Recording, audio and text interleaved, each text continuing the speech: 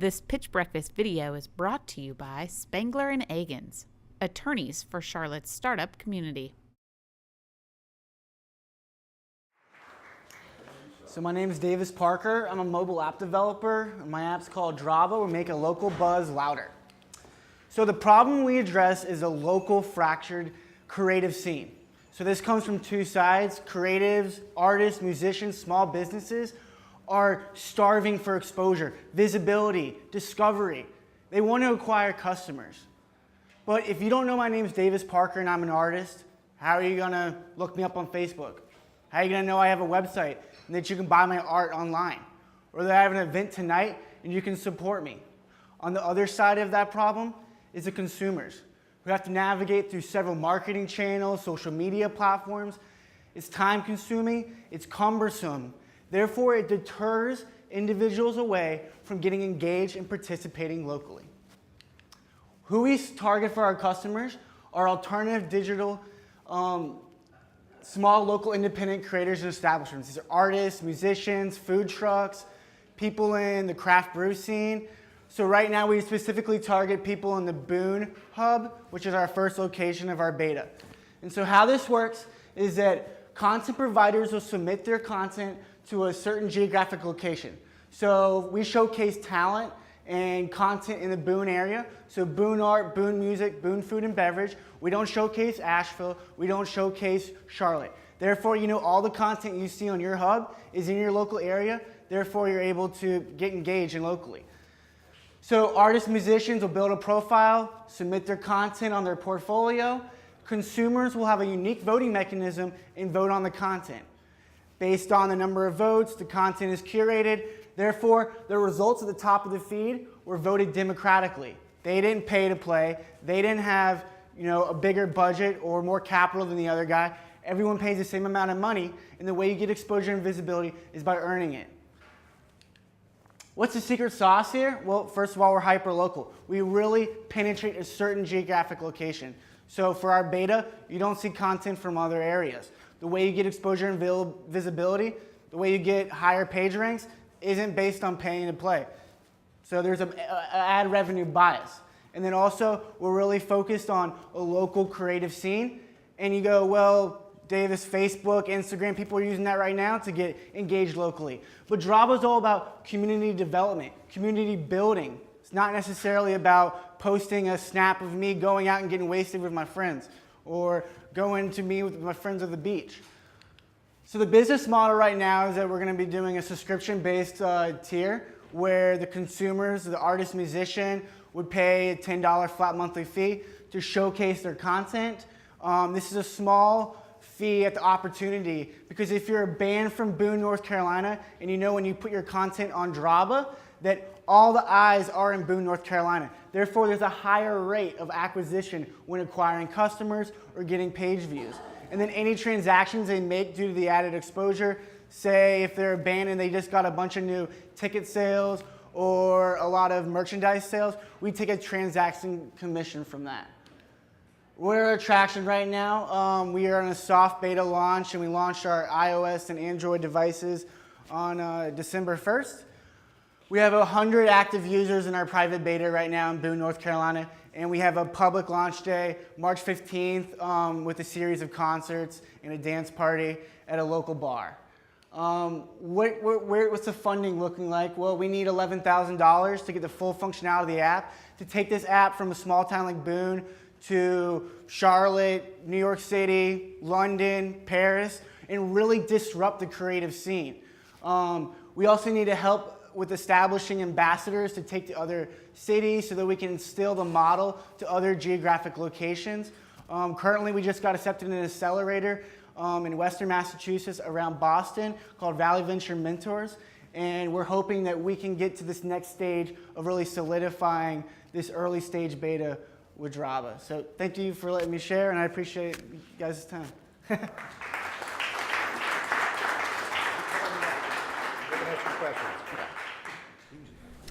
So great job. That was I think you did it in under the 5 minutes, which is probably a first as well. So in 6 years. So congratulations.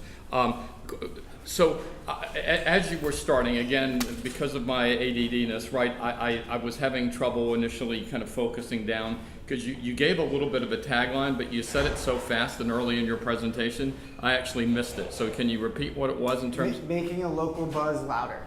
Making a local buzz louder. Okay, I like that. So I would just slow down a little there when you say that, so that we can grab it. So I liked it.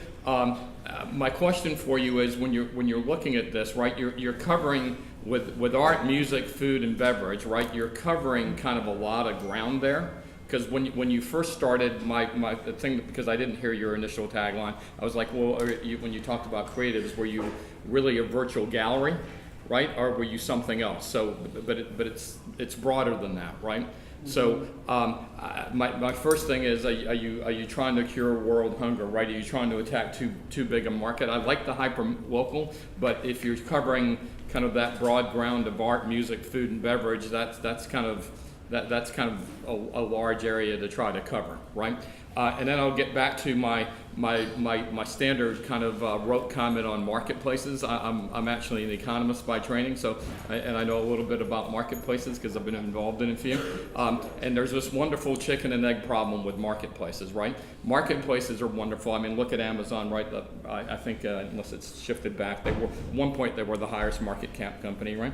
And they're probably back and forth with Apple depending on the day. But anyway. They got there because they dominated the e-commerce market, right? But that was not an easy process because you've got to find both customers, your supply to your marketplace, but you've also got to find the customers at the same time. So you really need to make sure you address that in the presentation. How am I going to get people to actually come to the site, and then how am I going to get those businesses and the creatives to actually sign up? Right. So the other point here, and by the way, I think given the stage that you're in, the 11th, the congratulations on getting in the accelerator. Yeah. Hopefully it'll warm up in Boston soon. It's much warmer down here, but that's okay. We hate losing you to Boston, particularly this time of the year. The other big question on marketplaces, right, is how am I going to scale this model, right? Because you've started in Boone, you're doing that as a test market, and one of the big problems with the hyperlocal is if I'm successful in Boone, how do I replicate that success in other markets? Cool. Just in terms of the execution on the presentation, and I say this a lot. So I think it's common feedback.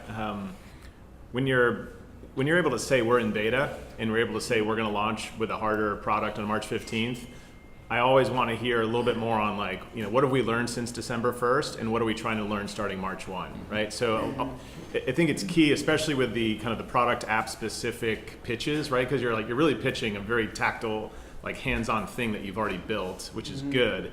And it allows the potential investor or the audience to kind of say okay, this guy actually has control over his process, much like an artist, right? Do you have mastery over your instrument? And on app development, most app developers, that fail don't have mastery over what the app is really trying to do because they're swimming around a lot of ideas. What am I really trying to prove in this beta? What am I really trying to find? And if you're trying to find the 100 artists in Boone who have the 3 or 4 hours and the $10 to upload really engaging content, I want to hear that. Because I think, to kind of go back to a strategic question I still have, is if this content, for lack of a better term, sucks, I'm actually in a band, I don't have tons of free time, but if I have to get an audio video recording of my band kind of jammed up into your database so then it goes out, I just want to kind of understand more about how you as the app developer see that problem, assuming it's a problem or a challenge. If I'm off on that, then as the investor I'm confused, right? So I think that you want to get a little tighter on here's what this thing is, you've said here's what it's trying to do. Here's what we've learned since December, i.e. 100 artists or users or what have you have acted this way. And then here's what I want to prove in March, just really specific. Otherwise, to Dan's point, you're kind of boiling an ocean or solving a huge problem. So anyway, I think that was it. That's good feedback. Anyway, Thanks. yeah. So Davis, I love the passion. So obviously you're extremely excited about this and committed to making it work. Couple things. The the revenue model makes me nervous a little bit. You have the chicken and egg marketplace issue to solve, which was Daniel talking about, but it's going to take a lot of artists at $10 per month to make money doing this venture. So, my question to you, have you thought about, I know that you're anti-ads, and I'm not suggesting you do ads, but think about how you're really going to monetize this business, because it's a B2C app, and your numbers have to be in the millions to actually make money. So just think about how to monetize it. Let me see. I last night when Laura sent out who the pitchers were, I went to your website, and the website message is different than the message that you have in your deck here.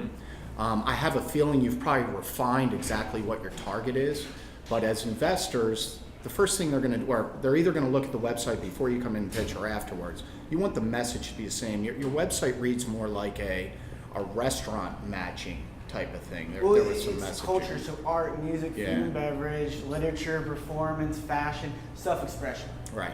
I did after reviewing it last night. I was like, is this a restaurant match? I saw the other culture stuff in there. So anyway, I'm just saying, try to match up your message in the deck, which I think is a more refined message, what you just presented now, than what's on the website. Okay. But that's just another thing to think about. Also, on your going back to the revenue model again, one of your revenue streams was was actually a transaction commission. Explain that to me. How are you going to enforce that? So that's I've heard that a lot. Is like if a band puts their ticket sales on Draba, why would they not just send them to another platform and avoid the commission rate? And that's something I'm gonna have to instill, like an incentive for them to honor that. So I'm working on that. Yeah. Okay. I've heard that feedback before. Would the artist have a profile, like a Draba profile? They have a Draba profile. They can link you to their website. But the artist has to establish the profile, yeah. Because it's intuitive, but I just wanted to be clear on it because it's the chicken and egg thing. Are the artists showing up first, and then the scene, or is the consumer showing up? And the artist says like, oh wow, so yeah, that's going to be mission critical, and that's kind of what I want to hear. What the March 15th hard launch is going to do, right? Like there's a perfect example of like, what do I want to hear? I'd take the second, third meeting with you and follow up and maybe download it and use it if I'm up in Boone. If like I can see a tangible thing that you're trying to get out of that launch, right? Like I want to prove that 200 artists in Boone are going to actually go engage, upload content, fill out a profile. Same problem with Circa, right? Like people are going to go in, Garth said it, and fill out their profile. Right. Otherwise, the marketplace has no fuel. There's no juice there. Mm-hmm. So yeah. Going back to the Circa presentation, storytell. If you can open your presentation and talk about, this artist didn't have any engagement. They used the app and if you can tell that story, I think it was, I can't remember who presented or suggested that in the last pitch, but storytelling engages the audience. Yep. So try to tell a story on how this solves someone's problem. Right. Mm-hmm. Yeah, spot on. Cool, I appreciate it. Audience? Yes, Alex. Yeah, when you talked about the commission element, which I think, Rob, you hit on, first thing I thought is that it sounds like you're getting into payments, which is payments coming from customers, payments going out to bands or other venues, and then you're dealing with ticket sales and all of that type of stuff.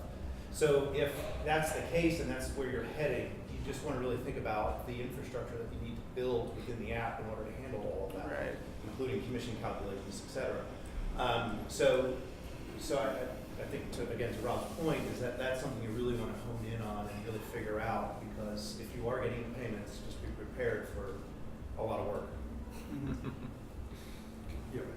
David's next presentation. Have you thought about with the local artists also tying in some type of a loyalty?